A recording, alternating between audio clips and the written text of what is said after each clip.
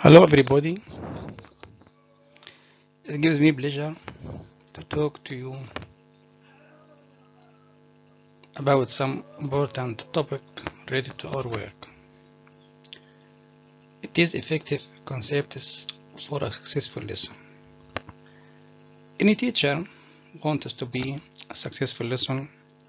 Any teacher wants to be an efficient teacher who should be aware of different topics related to his work, should be aware of the latest strategies and techniques that should be applied during teaching a lesson.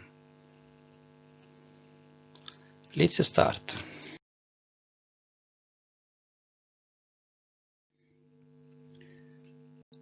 The main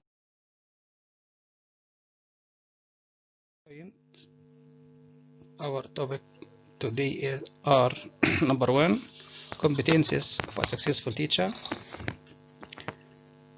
observation focus areas, lesson plan.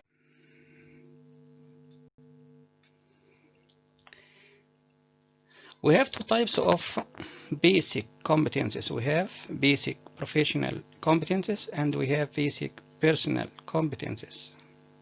Let's start talking about basic professional competencies.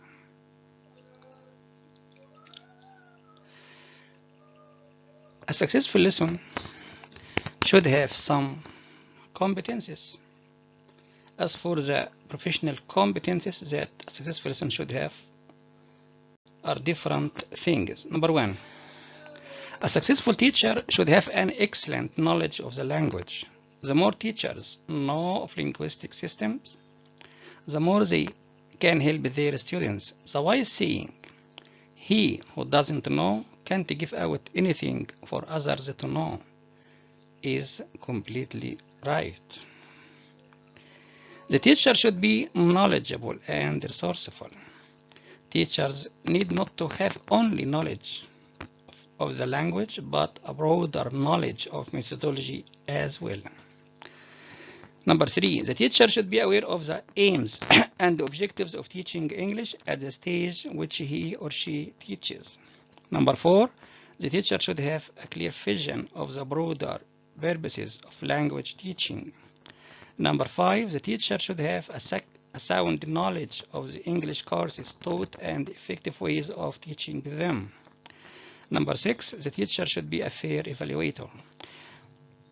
A teacher's skill in evaluation is one of the most important competencies of the developmental teacher. Teachers must be fair and objective. Their assessment of students should be based on solid criteria. After talking about the professional competencies, let's start talking about personal competencies. Number one, the teacher should be flexible and calm. Since teachers have to deal with a great number of students who differ in many ways, teachers should have the ability to deal with them all by acting wisely according to the student's character.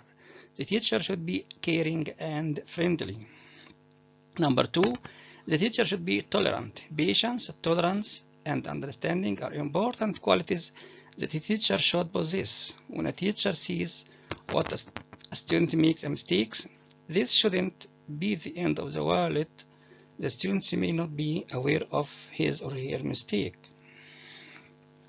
Number three, the teacher should be organized and punctual. In order to set a good example for the student, the teacher shouldn't show disorder or careless behavior. Teachers can be role models to students.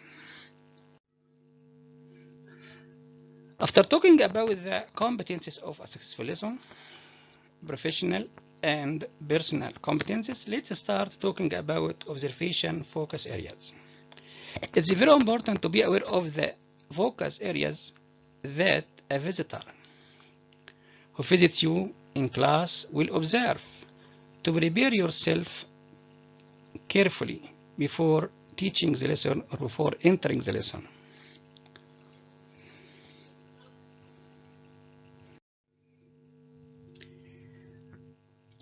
There are some areas, some focus areas for observation that any visitor will observe. Number 1, presenting new language in context. Number 2, error correction strategies. Number 3, amount of teacher talk. Number 4, elicitation strategies. Number 5, encouraging student questions. Number 6, variety of activities in a lesson. Number 7, sequences of lesson stages and activities. Number 8, developing students' learning strategies. Number 9, using different methods of presenting language points. Number 10, trying out new activities related to the 4 skills: listening, speaking, reading, writing, plus providing opportunities for students to learn language meaningfully in the classroom. Number 11, involving all students in class work and activities. Number 12, pacing lesson properly. Number 13, catering for the needs of the students in the class. Number 14, using visual aids. Number 15, classroom management state.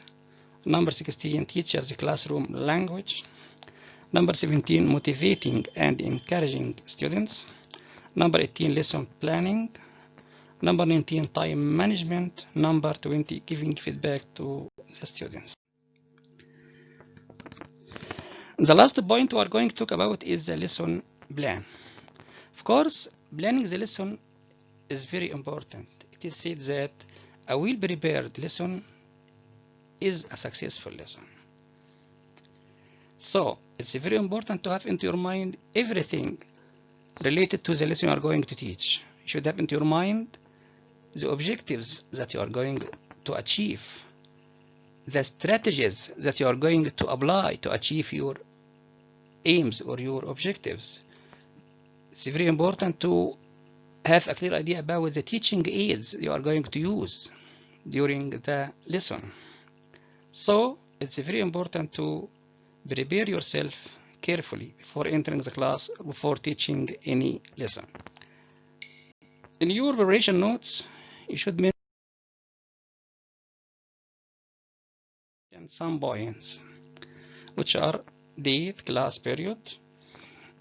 Should mention also the number of the unit and the number of the lesson. You should write some revision, some questions related to revision, and you should write something related to warm up. As for revision, a teacher should ask students some question related to previous lesson.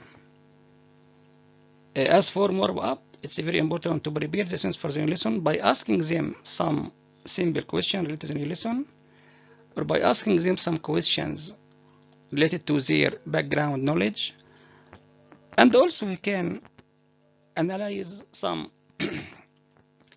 pictures in their students' book. This helps them, or help students to prepare them for the new lesson. As I said, you should decide the objectives or the aims you are going to achieve. You should have into your mind everything related to your procedure during the lesson, during the material, the new material you are going to teach. You should also decide the time to cover any activity during the lesson. As I said before, it is very important to have a clear idea about the strategies that can be applied during teaching the lesson, the aids that will be used. As you know, using teaching aids is very important, is very essential for the students, as using teaching aids makes the teaching process interesting, not boring, helps shy and slow students take part, helps teacher to save his time and effort. So using teaching aids is very important. Practice. After teaching the new material, the teacher should ask the students to answer some questions related to the new lesson to decide if the students understood the lesson or not. this should be done during the practice stage. During the practice stage, as I said, students are to answer some questions related to the new material they have acquired.